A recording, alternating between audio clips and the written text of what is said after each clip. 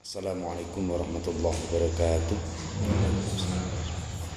Ila hadrat Nabi Mustafa Muhammadin sallallahu alaihi wasallam wa ashabihi wa dhurriyyatihi. Lahumul Fatihah. A'udzu billahi minasyaitonir rajim. Bismillahirrahmanirrahim. Alhamdulillahi rabbil alamin. Arrahmanir rahim. Maliki yaumiddin. Shiratal ladzina an'amta 'alaihim ghairil maghdubi 'alaihim waladdallin. ثم إلى حضرة الأنبياء والمرسلين والملائكة المقربين لهم الفاتحة. أعوذ بالله من الشيطان الرجيم. بسم الله الرحمن الرحيم. الحمد لله رب العالمين الرحمن الرحيم مالك يوم الدين إياك نعبد وإياك نستعين صراط المستقيم صراط الذين أنعمت عليهم غير المغضوب عليهم ولا الضالين. ثم إلى حضرة غوث هذا الزمان وعلمه وسائر أولياء الله رضي الله تعالى وخصوصا إلى شيخ عبد القادر الجيلاني رضي الله تعالى شيخ أبي حسن الفديري رضي الله تعالى.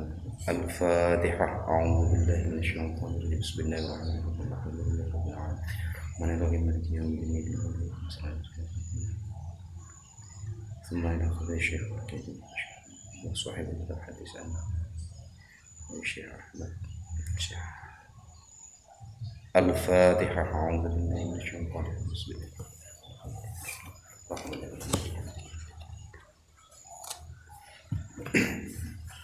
Bismillahirrahmanirrahim. Lanjutan kitab hadis Nabawi, hadis yang diawali huruf shad.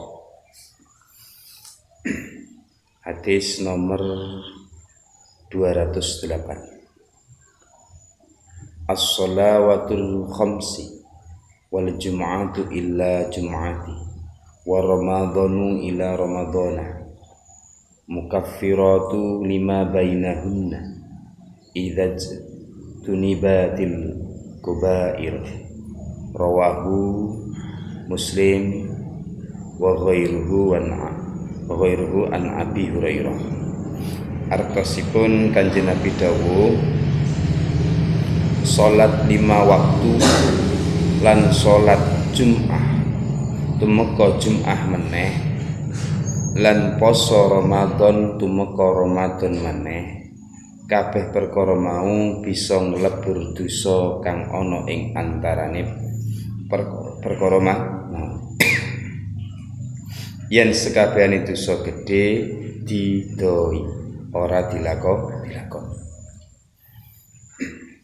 Iki hadis jelasno salah satu fadilah dari sholat 5 waktu dan sholat Jum'ah sampai ke Jum'ah berikutnya dan puasa Ramadan sampai ke puasa Ramadan berikutnya. Semua perkara itu bisa melebur semua dosa-dosa kita, dengan catatan ini kita menjauhi dosa-dosa besar. Maksudnya bagaimana?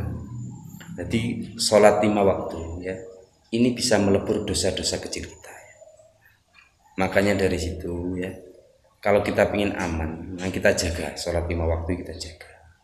Sholat Jumat juga kita jaga ya. Dari Jumat ke Jumat ini kita tetap sholat Jumat. Puasa Ramadan ya dijaga sampai puasa Ramadan berikutnya. Ini bisa melebur dosa. Dalam hal ini catatannya di akhir hadisnya menyampaikan idza jatuni batil kubair.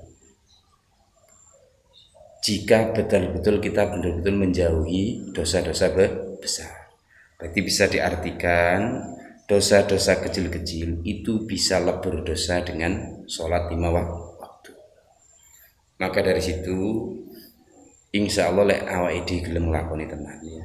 Sholat 5 waktu kita jaga betul, lillahi ta'ala betul, karena Allah betul, nyembah marang Gusti Allah tenanan. Terus sholat Jumat ditoto sing tenanannya. Ben Jumat, setiap Jumat kita hadir, Ramadan kita puasa. Insya Allah kalau kita nggak menjalankan dosa-dosa besar, insya Allah dosanya ada diampuni. Dosanya ada diampuni. Hakul yakin ini hadis sahih ya. Hadisnya sahih ya. Makanya saya juga pesan, saya pribadi ya sama kabeh dijogo 5 waktu ya. Insya Allah sholat 5 waktu itu iso ngelebur dosa-dosanya apa itu. Tapi kecuali dosa besar diantaranya membunuh, berzina, khomer dan lain sebagainya itu termasuk dosa-dosa besar, itu dihindari. Insya Allah dosa-dosa kecil yang sering kita lakukan, baik kadang lalai pada Allah, mungkin sedikit hibah dan lain sebagainya, insya Allah dilebur dengan sholat 5 waktu kita, sholat Jumat kita dan puasa kita. Ini dieman-eman ya. Insya Allah itu terjaga, mungkin kita juga terjaga, insya Allah ada diampuni lah ya. Masuk di dosa insya Allah di ngapura Gusti Allah. Ya di samping kita juga mengamalkan ini, sering kita berdoa. Donga sing dalam artian kaya sing diajarkan para ulama ya. Allahumma inna nas'aluka salamatan fid din wa afiyatan fi jazati wa ziyadatan fil ilmi wa barakatan fi rizqi wa taubatan qoblal maut wa rahmatan 'indal maut wa maghfiratan ba'dal maut. Itu donga sing luar biasa saya pikir ya. Njaluk ilmu sing manfaat, rezeki sing barokah, dipanyewun diparingi tobat sadurunge mati, diberi kerahmatan nanti oleh pertolongan nek ade pas sakaratul maut, tadi diberi kenikmatan ya. Warahmatan 'indal maut, terus kemudian diberikan maghfirah, ampunane Gusti Allah ketika kita sudah mati. Nah, ini sering ya, sering dulu. Makanya salah satu senjata kita ya doa ya. Termasuk sholat ini juga para ulama memberikan makna sholat itu adalah di dalamnya bagiannya adalah doa. Makanya doa ini penting ya. Sholat itu penting karena bagian dari doa kita. Karena doa itu ya adu'u silahul mukmin, senjatanya awake dhewe supaya dia selamat nang ngarsane Gusti Allah, ya nyuwun nang ngarsane Gusti dengan penuh harapan bahwa kita tidak akan mampu apa-apa kecuali atas pertolongan Gusti Allah. Itu kita jaga juga insya Allah. Itu bisa dipahami ya Tisiki ya. Insya Allah kita jaga 5 waktu, sholat Jumat, puasa Ramadan, dari Ramadan kemudian insya Allah dosa-dosanya di ngapura, kecuali dosa besar harus kita jaga, jangan sampai kita menjalankan dosa-dosa besar. Hadis kang nomor 209 selanjutnya ya. Salatul jamaati, ini hadis insyaallah terkenal ya. Salatul jamaati afdalu min salatil fadhi bi 27 darajah. Rawahu al-Bukhari wal Muslim an ibni Umar. Ini hadis sahih ya. Pokoknya ada riwayahnya, hadis dikutip dari Bukhari wal Muslim mesti sahih. Artine dawuh Kanjeng Nabi dawuh, salat berjamaah iku luwih utama tinimbang salat ije. Mundake keutamaan ana 17 derajat. Nah, ini memang keutamaan adalah 27 derajat. Saya pernah menyampaikan juga ya. Mungkin saya ngutip di kitab Kifayatul Atqiya juga dijelaskan ya. Kitab-kitab tasawuf juga menjelaskan terkait dengan sholat jamaah. Bahkan saya pernah menyampaikan ya, lek kepingin sholatnya sampean diterima ing ngarsane Gusti Allah, sholat jamaah. Dasar dalil saya yang ngutip dawuhnya yang ada di kitab Kifayatul Atqiya itu, bahwa di dalam hal itu artinya gini, bahwa Gusti Allah itu sholat jamaah itu ya menurut Gusti Allah, apabila di antara semuanya makmumnya nggak keterima, sholatnya wis nggak diterima dening Gusti Allah, tapi imamnya diterima, tapi semuanya akan diterima. Terus misalnya imamnya nggak diterima lah, cara kamu nggak kinabul lah Gusti Allah, ono makmum siji diterima, maka imam dan semuanya akan diterima. Mergo ono wong siji sing diterima ning ngarsane Gusti Allah. Misal imam nggak diterima, makmumnya nggak diterima, Gusti Allah tetap demen marang sholat jamaah gitu ya ulama ya. Jadi saya pernah menyampaikan memberikan sebuah kesimpulan terkait dengan hal itu. Lek kepingin sholat isaman diterima ngarsane Gusti Allah ya sholat jamaah mesti diterima.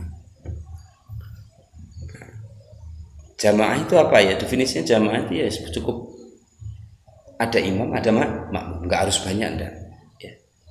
kalau makmumnya lebih banyak apa lebih, ya tidak sama saja, tetap ego. Kalau di masjid dan itu beda, nanti kasusnya beda.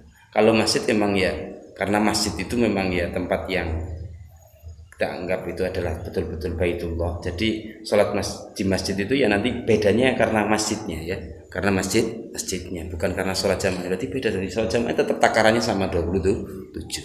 Tapi afdolnya kita masuk masjid itu juga beda. Apalagi sebelum masuk masjid kita tahiyatul masjid, hormat masjid dulu, sholat ini tambah itu afdolnya di situ. Bukan karena tempatnya jadi beda, tetap sholat jamaah itu kalau misalnya sama melaksanakan di rumah misalnya berjamaah dengan keluarga tetap sama 27. Tapi nilai syiar kalau di masjid itu ada, atau di musola dan lain sebagainya itu lebih ada nilai syiar, ada nilai plusnya lagi. Bisa dipahami ya terkait dengan sholat. Ini memang lebih unggul 27 itu kita insya Allah sudah paham semuanya. Tapi yang terpenting itu tadi ya, dalam keterangan fadilahnya sholat jamaah yang saya sampaikan tadi bahwa mesti diterima ya, karena tadi sudah saya jelaskan sederhana, mesti diterima karena Gusti Allah senang karo sholat jamaah ya, paham ya. Lanjutannya hadis kang nomor 210, sholli qa'iman fa in lam tastati fa qa'idan fa in lam tastati fa 'ala janbi, rawahu Ahmad wal Bukhari an Imran bin Hasin. Artine Kanjeng Nabi dawuh, sira salato karo ngadeg. Ini memang awal kita memang syarat sholat itu yang utama adalah berdiri jika mampu kan itu ya. Laksanakan sholat itu dilaksanakan berdiri jika mampu. Mongko lamun sira ora bisa ngadeg, mongko sholat to karo lungguh. Lamun sira ora bisa lungguh, mongko sholat to karo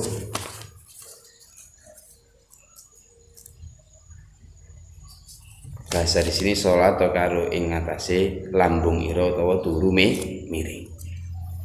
Yang disampaikan tadi fa'ala jambin itu janbin posisi miring ya. Terus turu miring.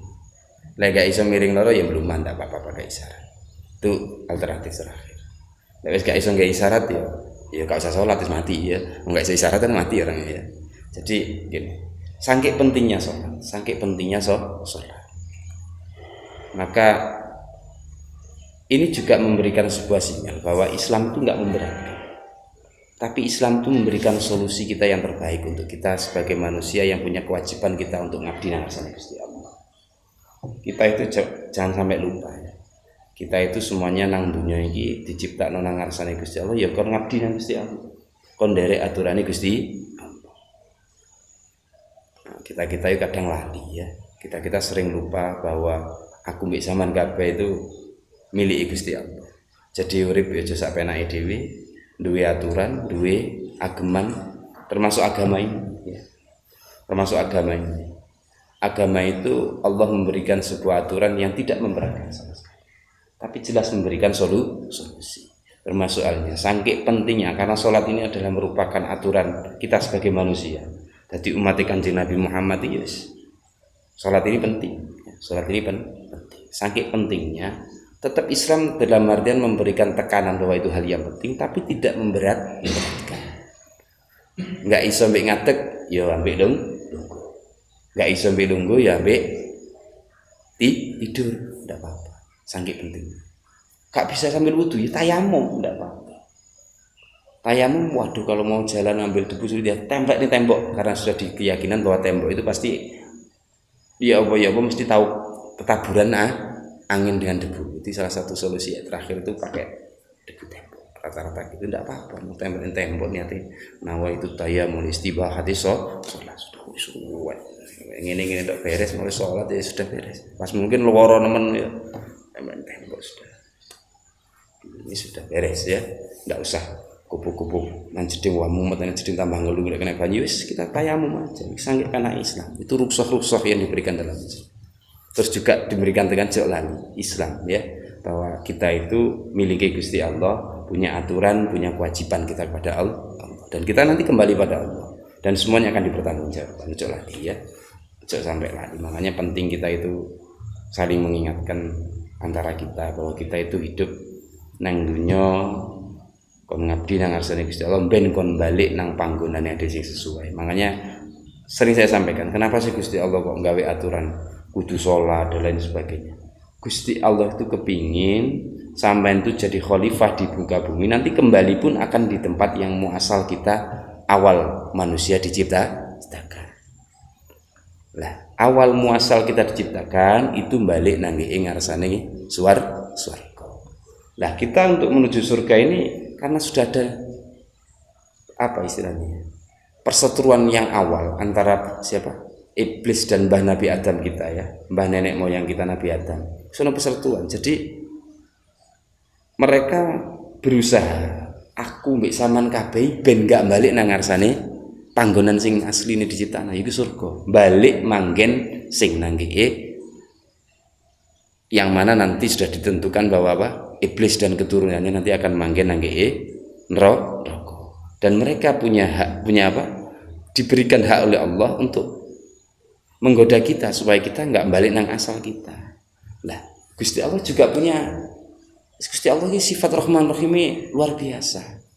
Jadi yo wis, jadi punya konsekuensi deh. Tetap nelok aturanku ya saya lindungi. Makanya Allah punya aturan yang mana aturan ini yang mengantarkan kita kembali ke tempat asal kita, termasuk sholat, puasa dan sebagainya. Itu aturan Gusti Allah, kasih sayang Gusti Allah, Rahman Rahim Gusti Allah nangge awake dhewe supaya awake dhewe balik nangge asal muasal kita diciptakan surga.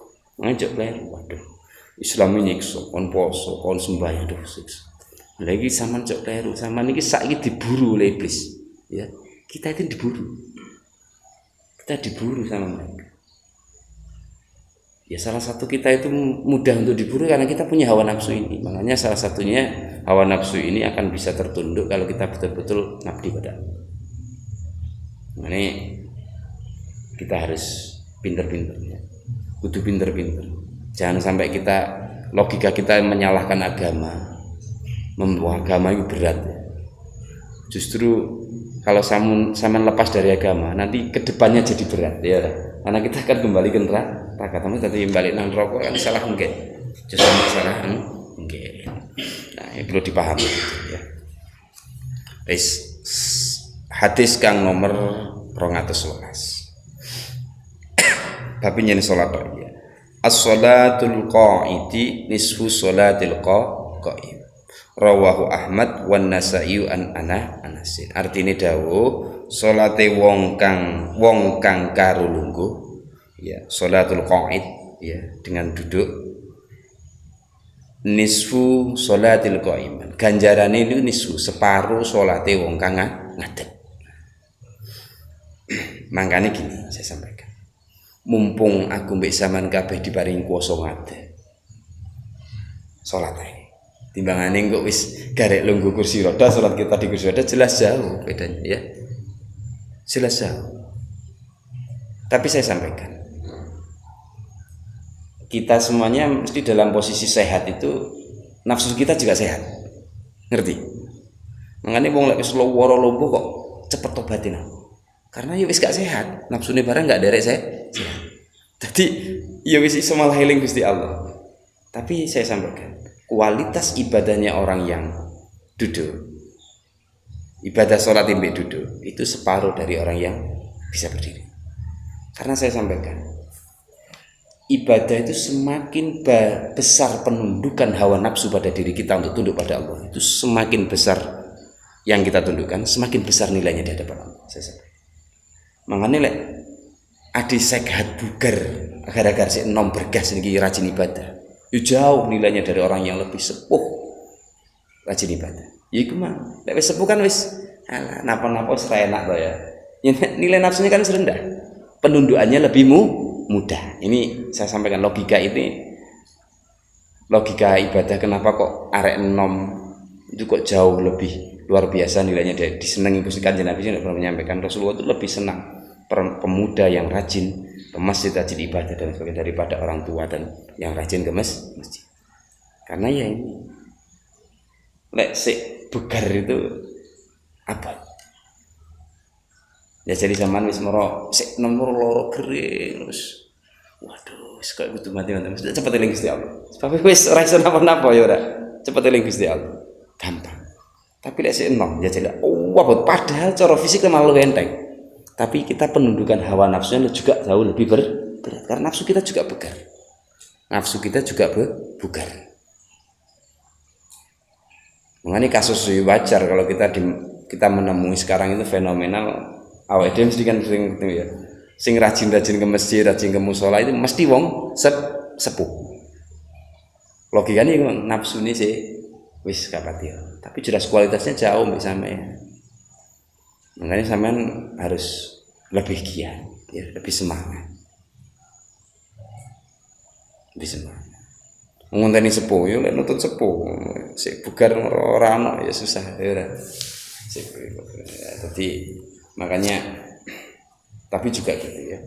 Tapi kita juga wis sing paling bener wis. Nah, ini juga gini ya, ada misal kita wis dalam kondisi yang kita wis kondisi hancur lah, maksiat atau banyak dosa. Dalam kerentak hati kita itu mesti saya yakin sampean tidaknya sebagai orang Islam itu kepingin jadi wong apik nduk. Kadang kita berat untuk lepas dari kemaksiatan. Lepas dari sebuah kejerumus dalam dunia yang penuh dengan menuruti hawa nafsu itu kita sulit meninggalkan. Ya salah satu saya sampaikan lagi, kunci kita ya dungo. Pokoknya yakin dungo ya Allah ngasih so, kapan suatu saat saya pastikan akan diberi ya Allah. Mesti diberi ya Allah. Makanya saya sampaikan, saya dan sampean semuanya menjadi iman tidak iman itu semuanya adalah minallah. Tapi kita sejauh kita sebagai manusia ya ngomong iso ndonga nyuwun nang ngarsane Gusti Allah muga diparingi sing apik. Kei dalan sing penak, urusan sing gampang, ben iso jejeg nang ngarsane Gusti Allah jual. Dengan penuh keyakinan. Suatu saat Gusti Allah pasti bakal memberi. Lah itu babar blas, kepingin ndonga ya ora tau. Harapan jadi baik juga enggak kepingin ya sudah. Gusti Allah nulung tekan ndi. Saya yakin orang-orang yang dulu dalam dunia kegelapan atau maksiat, kemudian kok ending-endingnya dia sebelum meninggal atau dan lain sebagainya dalam perjalanan kok mau jadi orang yang hebat, baik, ngabdi pada Allah. Saya yakin mereka-mereka itu kuat dalam keyakinannya, kuat dalam dia berdoa dan mohon pada Allah agar supaya apa? Diberikan hidayah itu pasti. Makanya sama masuk sih misal kok guru iso lepas sik maksiat, tapi sama harus punya keyakinan kuat. Nyuwun nang Gusti Allah. Saya mohon itu ya. Sama masih muda-muda kok sik abot, ya nyuwun nang Gusti Allah. Tetap kita harapan kita adalah di ending kita, di akhir kehidupan kita diberikan husnul khotimah. Itu harapan kita semuanya. Makanya saya sampaikan wis sing kuat nang njaluk nang ngarsane Gusti Allah. Kuat dengan penuh keyakinan bahwa kita itu gak iso apa-apa. Suatu saat mesti ada pertolongan. Baik tidak itu jelas pertolongan Gusti Allah. Tapi kalau kita nggak punya hal ini, saya yakin tidak akan muncul kebaikan. Tapi lek sampeyan punya kehendak ya Allah, aku masuk dadi wong sing maksiat terus Gusti, syukur-syukur yen paring bukakno ati kula, entengno awak kula ngedepi hawa nafsu kula ya. Jauhkan dari godaan setan dan sebagainya, insyaallah pasti berikan terus. Yes, paham ya, ini penting itu. Termasuk zaman kaula muda ini wis dah mek musuh awake dhewe tok. Gak ada apa-apa. Musuh awake dhewe tok. Musuh awake dhewe. Karena saya sampaikan, setan itu iblis itu juga cuma memberikan sebuah pilihan, memberikan sebuah pemikiran ngono tok. Kunci kuatnya sama sendiri. Bisa. Sama menjadi hancur ya sama nuruti nafsu dhewe. Takon setan, aku enggak tahu, aku cuma memberikan pilihan. Nah, dia milih-milih pilihanku ya jarno ya ngono.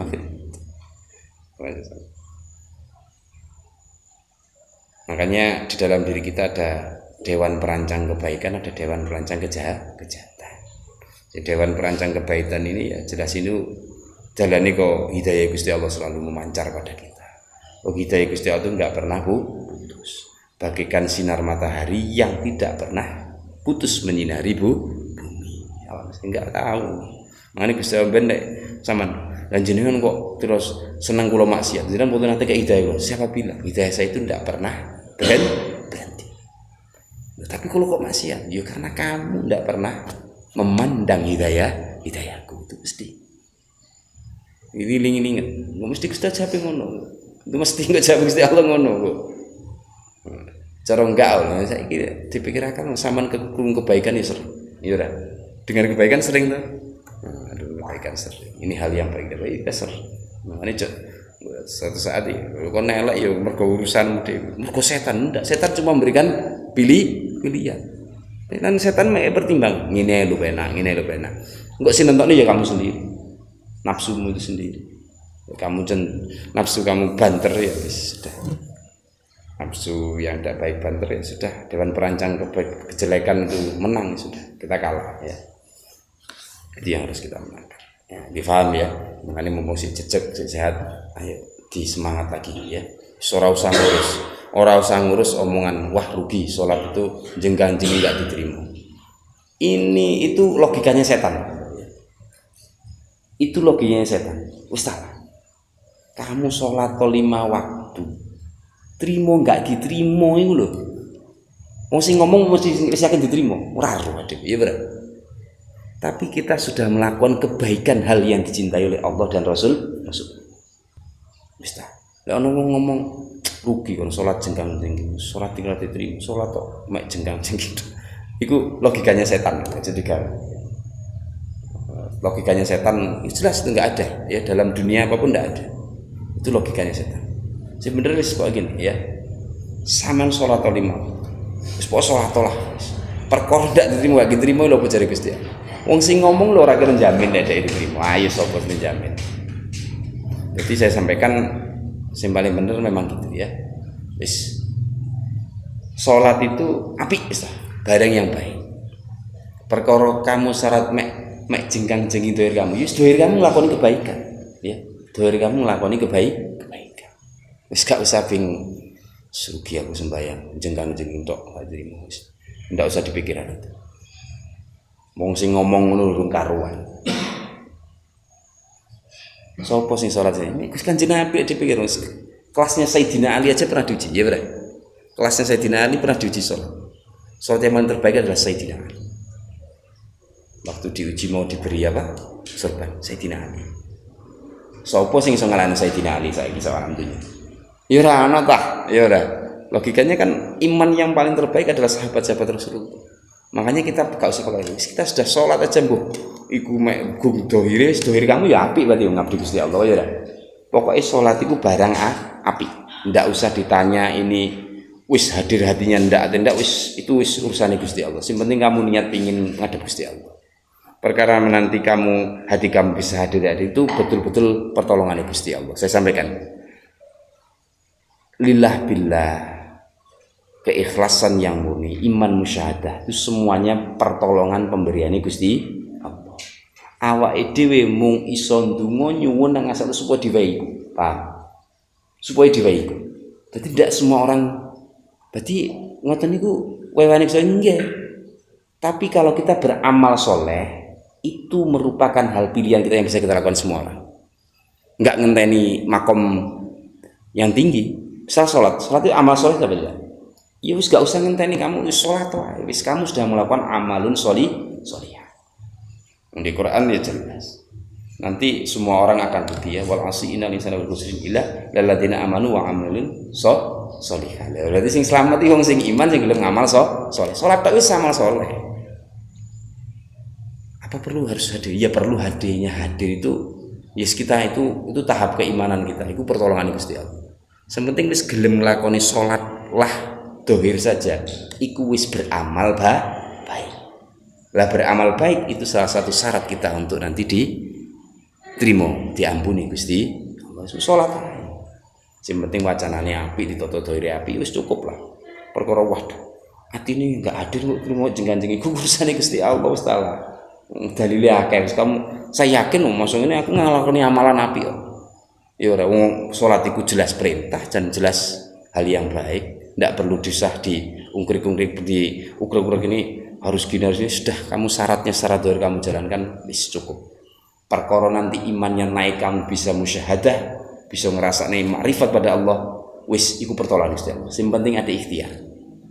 Ya penting kepingin musyahadah ya harus, ya ora. Kepingin duwe iman sing makrifat billah ya harus kepingin itu, ya ora. Harus kita sebagai orang Islam itu harus. Tapi perkara nanti jadi makrifat billah dan tidak, itu semuanya sama kalau itu murni pertolongan Gusti Allah. Murni pertolongan Gusti Allah. Kita nggak usah jauh dalam artian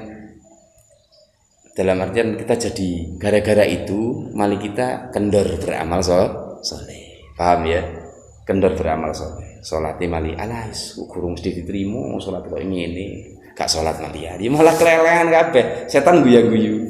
Goblok ngene ya. Setannya senang. Kena logikanya yang keliru, setan senang logika makrifatnya setan pinter. Pinter loh setan ini.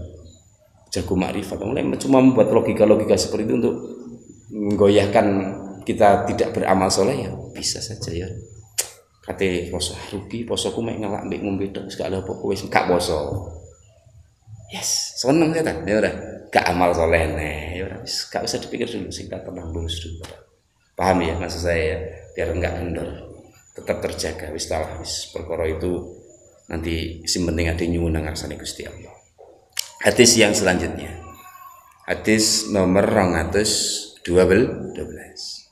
Sallu ayyuhan nasu fi buyutikum fa inna afdhala sholati sholatul mar'i fi baiti illal maktubah. Rawahu al-Bukhari an Zaid bin Tsabit. Iki hadis riwayat hadis Bukhari, Sahih Bukhari dan dari Zaid bin Tsabit. Artosipun Kanjeng Nabi dawuh, para menungso sira kabeh padha salat ana ing omah ira. Mongko sejatine luwih utamane salat yaiku salat siji wong kang ana ing omah kejaba salat fardu. Maksudnya gini. Iki hadis memberikan keterangan gini. Memang afdolnya sholat sunnah itu untuk yang paling baik itu di rumah. Saya sampaikan sholat sunnah, sholat wengi, sholat duha dan lain sebagainya. Karena apa? Alasannya gini, kecuali sholat maktubah. Kalau sholat maktubah wis ngapi tetap di masjid itu paling utama. Saya sampaikan ya, saya sampaikan lebih utama karena tempatnya lebih syiarnya lebih utama. Perkara pada 7 sama saya sampaikan. Lek sholat sunnah itu afdolnya di rumah saya sampaikan. Sholat tahajud, duha dan lain sebagainya di rumah. Karena apa? Sholat sunnah ini lek dilakoni di rumah itu akan lebih jauh dari menjaga keriaan, Bang. Njogo atine wong sing budal sholat itu lebih mudah. Coba lek saman wah te budal tahajudan jam 3 srega asik. Te duhan jam 6:30 jam 6 budal. Artinya di sholat duha. Mesti wah wis repot ya orang jago hati ini repot. Karena ketemu wong dan sebagainya. Tapi sholat sing apik lek sholat sunah itu delik. Di omah. Enggak jauh dari sholat sunnah. Masalahnya sunnah. Tapi sholat maktubah, sholat wajib enggak apa-apa. Siarnya di masjid. Lebih bagus. Memang gitu ya, sholat sunnah ini afdolnya di rumah. Kesannya waduh ketok buang tarham di masjid, utang ini subdewi, nang masjid. Wah ini ya nanti ya jabat ini nggak gampang, tidak mudah.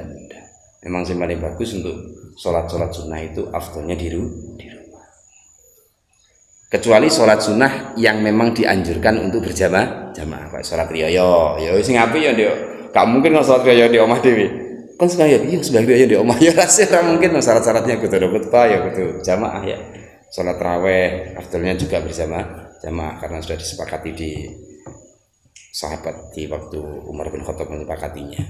Terus kemudian apalagi salat grahono orang ya kok iki mang ya sing api ya di masjid atau bareng-bareng berjamaah. Salat dewi ya ndak bagus.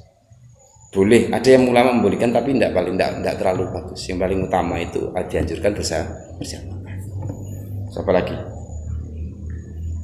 Sholat sholat itulah ya, sholat hari raya 2 itu, terus sholat Jumat itu harus berjamaah. Sholat Jumat sholat wajib ya. Yang sunah itu ya sholat 2 hari raya itu, sholat gerhana itu, sholat istisqa barang itu ya semuanya harus berjamaah di masjid. Kalau sholat istisqa ada yang kalau di sarahnya Fathul Qorib itu ya di lapangan ya. Kalau sholat istisqa harus di lapangan itu lebih ada tuntunannya itu di sarah Fathul Qorib ada. Saya kira bisa dipahami ya, cukup sama. Insyaallah ilmu imang cara dipahami, kita jalankan bersama, niat bareng-bareng marang Gusti Allah, bareng-bareng iling bahwa kita semua itu miliknya Allah, harus kembali pada Allah. Sekali sampaikan, Gusti Allah itu sayang, rahman rahimnya luar biasa pada kita. Bukan berarti dengan aturan-aturan Gusti Allah ini bentuk menjadikan, jangan sampai melogikakan bahwa tidak enak Islam itu akan aturan, tidak, jangan gitu. Aturan Gusti Allah ini karena ini aturan untuk menjaga kita dari awal perseteruan antara manusia dan iblis. Itu mengcover, itu menjaga hal itu supaya kita betul-betul kembali kepada tempat di mana kita diciptakan. Ini kita akan, Gusti Allah pingin menungso kabeh itu balik di mana Gusti Allah pertama kali nyiptakno Mbah Nabi Adam di surga. Aja sampai keliru balik ya. Aja kesasar roh langsung. Nah, ini kalau sampai kesasar kita rugi nanti ya. Paham ya? Wallahu a'lam bishawab. Al-Fatihah. Alhamdulillah. Iyyaka na'budu wa iyyaka nasta'in. Assalatu wassalamu alayka wa ala alika ya sayyidi ya Rasulullah. Adrikni wa la tadhurni tarfat 'aini ya sayyidi ya Rasulullah. Bijahidan nabil asri alihi wa ruhi salli alaihi wasallam. Waftah lana fatha mubina madada wa hab lana hidman ladri syarm. Ya Fattah ya Fattah ya Fattah iftah alaina bi futuhil arifi. Al-Fatihah.